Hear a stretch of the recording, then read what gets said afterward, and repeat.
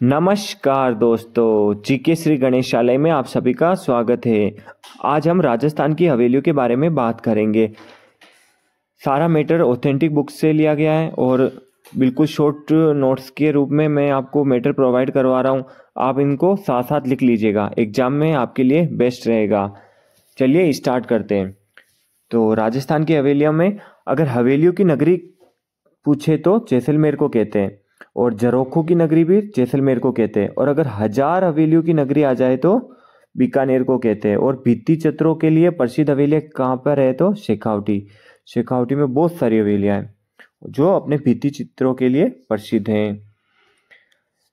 सबसे फर्स्ट अपन हवेली पढ़ते हैं पटवों की हवेली। पटवों की हवेली जो कि जैसलमेर डिस्ट्रिक्ट में है और 1805 में गुमान चंद पटवा के द्वारा बनाई गई थी। और ये जो हवेली है 5 मंजिला हवेली है और गुमान चंद पटवा ने अपने 5 पुत्रों के लिए इस हवेली को बनाया था और 50 साल तक ये हवेली बनी थी। जैसलमेर की सबसे प्राचीन व सबसे बड़ी हवेली है। 1805 में बनी थी सबसे पहले। एकमात्र हवेली जिसकी खिड़कियां पत्थर से निर्मित है। जैसलमेर की हवेलियां पीले पत्थरों से निर्मित होती है। अपन को पता है कि जैसलमेर का किला भी पीले पत्थरों से निर्मित है। अब यहाँ पर अपन ट्रिक देखें तो 5 पटवा इसमें भी पे आ रहा है और 5 में भी आ रहा है, तो 5 से अपन याद करेंगे 1805, ठीक है। और 5 मंजिला और 5 पुत्रों के लिए, और 50 में भी कहीं ना कहीं पे आ रहा है, तो आप इसमें पटवों का पे पकड़ लीजिए और 5 याद रखिएगा। तो 1805 में बनी थी, 5 पुत्रों के लिए बनी थी, 5 मंजिला बनी थी, 50 साल के लिए बनी थी और पटवों की हवेली बनी थी। नेक्स्ट है सालिम सिंह की हवेली। ये भी जैसलमेर में है। ये 3 हवेलियां जो इम्पोर्टेंट है, एक तो पटवों की हवेली, एक सालिम सिंह की हवेली और एक नथमल की हवेली। ये तीनों जैसलमेर में है। तो सालिम सिंह की हवेली 1825 में बनी थी। जैसलमेर के प्रधानमंत्री सालिम सिंह द्वारा बनाई गई थी। ये 9 मंजिला जो 9 खंडों वाली हवेली भी कहलाती है। इसमें 7 मंजिलें जो तो पत्थर से निर्मित है और 8वीं और 9वीं मंजिल जो कि लकड़ी से निर्मित है। और इसमें 6ठी मंजिल का नाम है जहाज महल और 7वीं मंजिल का नाम है मोती महल, 8वीं मंजिल का नाम है रंग महल और 9वीं मंजिल का नाम है शीश महल। तो ध्यान रखिएगा, जो ये 9 मंजिला जो सालिम सिंह की हवेली है, इसमें 7 मंजिलें जो पत्थर से बनी है और ऊपर की जो 2 मंजिलें हैं वो लकड़ी से बनी है, और इनके नाम जो पूछ सकते हैं तो आप याद रखिएगा। नेक्स्ट है नथमल की हवेली। ये 1885 में बनी थी नथमल मेहता के द्वारा, और इसके वास्तुकार एग्जाम में पूछे हुए हैं लालू और हाथी, जो 2 भाई थे। इन्होंने नथमल की हवेली का निर्माण किया था, मतलब इसके वास्तुकार थे और नथमल मेहता द्वारा इसका निर्माण किया गया था। अब यहाँ पर अपन जैसलमेर की इन तीनों हवेलियों को याद करें तो आप याद रखने के लिए पट सल नथ ऐसे याद कर लीजिए। ये तीनों जैसलमेर में, और इनका ईयर भी याद हो जाएगा 1805, 1825 और 1885। पट सल नथ ऐसे याद कर लीजिएगा। ये तीनों जैसलमेर में है और इन तीनों के ईयर है। नेक्स्ट है, अब अपन यहाँ पर कुछ बीकानेर की जो जो इम्पोर्टेंट हवेलियाँ हैं उनको देख लेते हैं। बछावतों की हवेली। तो बछावतों की हवेली कहाँ है तो बीकानेर में है, और इसका निर्माण कर्ण सिंह बछावत द्वारा किया गया 1593 ईस्वी में। और बीकानेर की हवेलियाँ लाल पत्थरों से निर्मित होती है। याद रखिएगा, जैसलमेर की तो हवेलियाँ पीले पत्थर से और बीकानेर की हवेलियाँ लाल पत्थर से निर्मित होती है। तो जो बच्चा है उस बच्चे का नाम क्या है तो कर्ण है। याद रखिए कि बच्चे का नाम क्या है तो कर्ण है, ऐसे याद कर लीजिएगा। रामपुरिया हवेली। रामपुरिया हवेली कहाँ है तो बीकानेर में है। मुंदड़ा की हवेली कहाँ है तो बीकानेर में है। गुलेछा की हवेली कहाँ है तो बीकानेर में है। सेठिया की हवेली कहाँ है तो बीकानेर में है। सेठ चांदमल थड्डा की हवेली कहाँ है तो बीकानेर में है।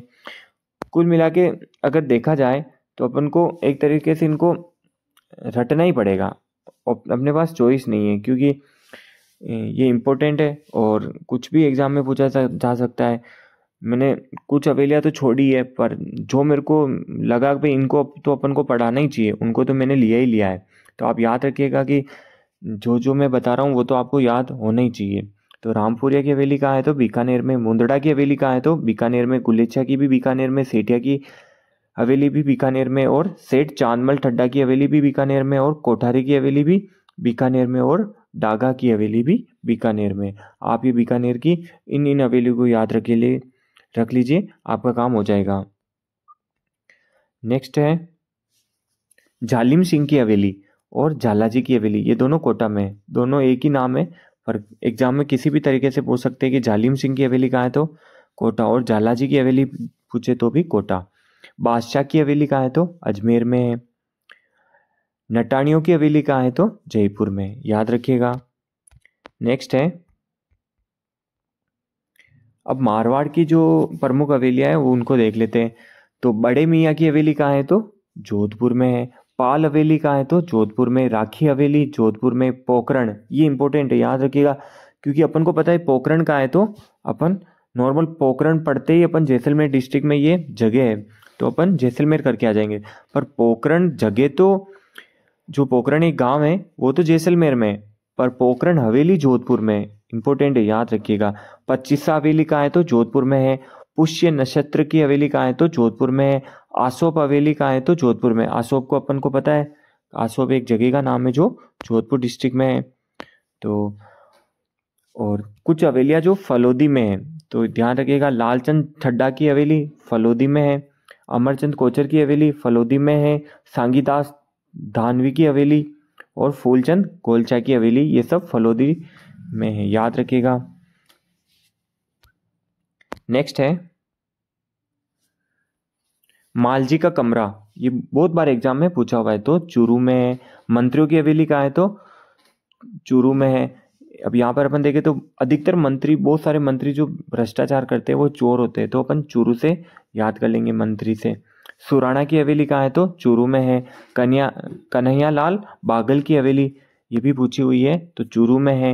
रामविलास गोयनका की हवेली कहाँ है? तो चूरू में है। दानचंद चोपड़ा की हवेली कहाँ है? तो सुजानगढ़ चूरू में है। अब यहाँ जैसे एक ये गोयनका नाम आया है, गोयनका मतलब बहुत सारे नाम आएंगे ऐसे, गोयनका, तो आप अपन गोयनका से याद, अपन को हवेलियाँ याद नहीं करनी है। अब जैसे इसमें नाम आया रामविलास गोयनका, तो चूरू में याद रखना है। अब दूसरा गोयनका आगे आएगा तो अपन ऐसे अपन को पूरा नाम याद रखना है। नेक्स्ट, अब अपन पढ़ते हैं शेखावटियों की हवेलियाँ। शेखावटियों में बहुत सारी हवेलियाँ, बहुत सारी, और ये भित्ति चित्रों के लिए प्रसिद्ध है। अब अपन यहाँ देखें तो नाथूराम पोदार की हवेली जो बिसाऊ झुंझुनू में है।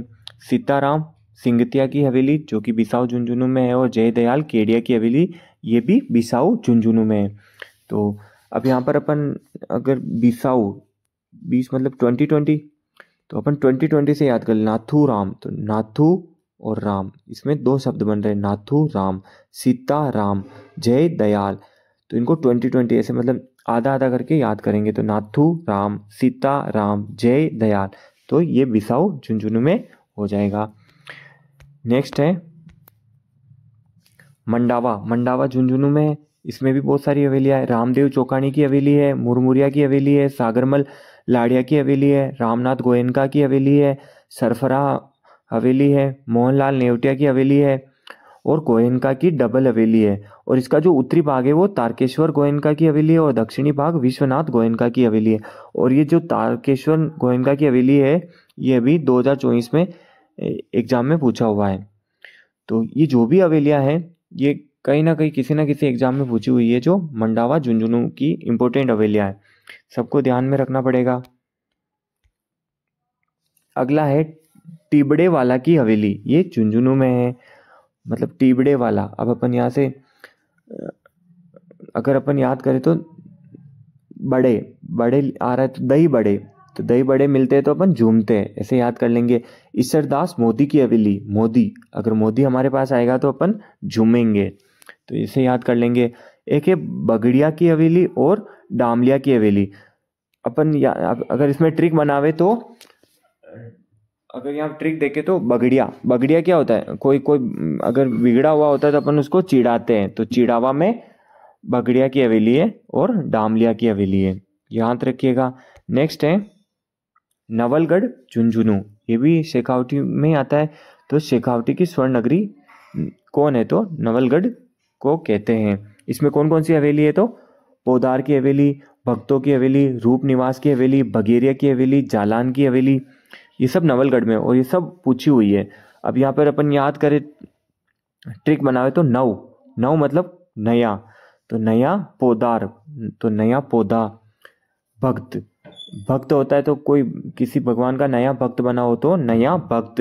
नया रूप, रूप निवास, और नया जाला, ऐसे अपन इनको याद कर लेंगे। नेक्स्ट है सोने चांदी की हवेली कहाँ है? तो मेहणसर, ये भी झुंझुनू डिस्ट्रिक्ट में है, इंपॉर्टेंट है, कई एग्जाम में पूछा हुआ है सोने चांदी की हवेली कहाँ है। तो अब इसकी अपन ट्रिक बनाओ तो सोना चांदी क्या है? बहुत महंगा है, आजकल कितने भाव बढ़ रहे हैं, तो मेहणसर महंगा, ऐसे याद कर लेंगे, सोना चांदी महंगा है।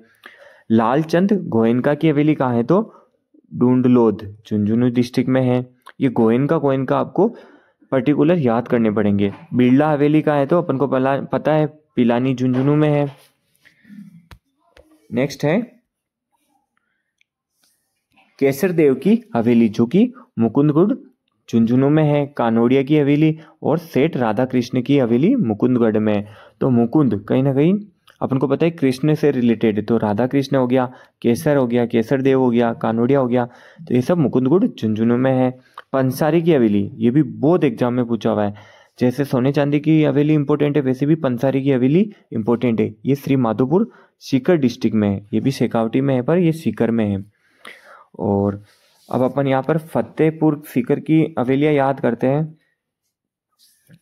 तो याद रखिएगा नंदलाल देवड़ा की हवेली, नादिन ला प्रिंस की हवेली, सिंगानिया हवेली, फतेहचंद की हवेली, महावीर प्रसाद गोयनका की हवेली, ये सब फतेहपुर में है। और अभी एक क्वेश्चन पूछा हुआ था कि श्री कृष्ण की जो 8 गोपियों के साथ एक हाथी पर चित्रित जो चित्र है वो किस हवेली के अंदर है? तो वो गोयनका की हवेली के अंदर है, महावीर प्रसाद गोयनका, जो कि फतेहपुर सीकर में है, याद रखिएगा। नेक्स्ट है लक्ष्मणगढ़ सीकर, इसमें दो हवेलियां इंपॉर्टेंट है, चार चौक की हवेली और चेतराम की हवेली। गोरीलाल बियानी की हवेली कहाँ है? तो सीकर में है। ताराचंद रुइया की हवेली कहाँ है? तो रामगढ़ सीकर में है। अब है उदयपुर, ये शेखावटी की हवेलियाँ ख़त्म होती है, और आपको लग रहा होगा मैंने बहुत ज़्यादा बताई है, पर मैंने क्या ये दूर दूर लिखी हुई है तो आपको लग रहा है, बाकी आपके 2 पेज ही भी नहीं भरेंगे, 1 पेज में आप सारी हवेलियाँ लिख सकते हैं, और इतनी सी तो आपको याद करनी पड़ेगी। कैसे भी करिए, रटिए, समझिए, ट्रिक बनाइए, कुछ भी कीजिए, पर इन हवेलियों को मुँह पे याद रखिए, इनसे ही क्वेश्चन आता है, बार बार आता है और इम्पोर्टेंट है। हाँ, ये है कि आप अगर मैं जो पढ़ा रहा हूँ इनको आप अपने नोट डाउन करके याद कर लीजिए, इनसे आपका हवेलियों से एक भी क्वेश्चन रॉन्ग नहीं होगा। नेक्स्ट है बागोर की हवेली, ये उदयपुर में है, पिछोला झील के किनारे, और इसका निर्माण अमरचंद्र बड़वा के द्वारा किया गया था। अमरचंद बड़वा जो कि उदयपुर के प्रधानमंत्री थे, और 1751 से 1778 में इसका निर्माण हुआ था। यहाँ पगड़ियों और कठपुतलियों का संग्रहालय स्थित है। विश्व की सबसे बड़ी पगड़ी कहाँ है? तो बागोर हवेली में है, और यहाँ पर एक पश्चिमी क्षेत्र सांस्कृतिक केंद्र कार्यरत है। एक ये कोई पढ़ाता ही नहीं है और एग्जाम में भी आई हुई है, ध्यान रखिएगा। बाफना हवेली कहाँ है? तो उदयपुर डिस्ट्रिक्ट में, इंपॉर्टेंट है, ध्यान रखिएगा। और एक बड़े देवता की हवेली कहाँ है? तो कोटा में है। तो यहाँ पर अपना हवेलियों से रिलेटेड मैटर सारा कंप्लीट होता है। नेक्स्ट वीडियो में मैं हवेलियों से रिलेटेड क्वेश्चन लाऊंगा, जिसमें मैं अधिकतर क्वेश्चन सुमेलित करने वाले लाऊंगा, जिससे आपके अगर आप 20 क्वेश्चन करते हैं तो आपके अगर क्वेश्चन वाइज देखें तो 20 क्वेश्चन ही होते हैं, पर अगर अपन सुमेलित करने वाले रखते हैं तो एक क्वेश्चन में आपके 4 क्वेश्चन हो जाते हैं, और आजकल ऐसे सुमेलित करने वाले क्वेश्चन बहुत ज़्यादा पूछे जाते हैं। तो अगर वीडियो अच्छा लगा हो तो चैनल को लाइक कीजिएगा, शेयर कीजिएगा और सब्सक्राइब जरूर कीजिएगा, और नेक्स्ट वीडियो जो इसके क्वेश्चन से रिलेटेड का आएगा उसको ज़रूर देखिएगा। इन दोनों को वीडियो को देख लीजिए, आपका हवेली से रिलेटेड सारा काम हो गया है, फिर आपको कहीं और पढ़ने की ज़रूरत नहीं है। Okay, thank you.